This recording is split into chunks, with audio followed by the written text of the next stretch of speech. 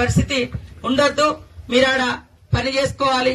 Cement మన ఇసుక కూడా ఫ్రీగానే అందుబాటులో ఏమన్నా అవకాశం ఉంటే చూడండి.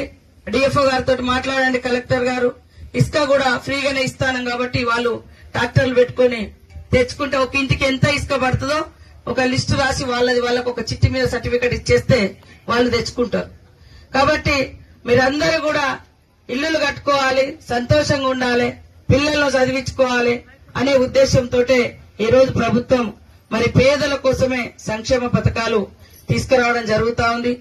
మరి ఇన్ని రోజులు మనం సన్న బియ్యం కొనుక్కోవాలంటే అందరికీ పత్రాలు ఇవ్వడం జరుగుతుంది. ఇల్లు ఇవాళ రానటువంటి వాళ్ళు, రేపు రానటువంటి వాళ్ళు బాధపడకని చెప్పండి. అందరికి ఇచ్చే బాధ్యత మాది.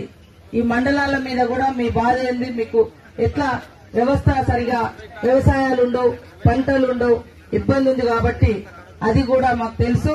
తప్పకుండా ఎక్కువ ఇల్లులు కూడా పెడతా ఉన్నాం, ఎక్కువ మందికి వచ్చేటట్టుగా.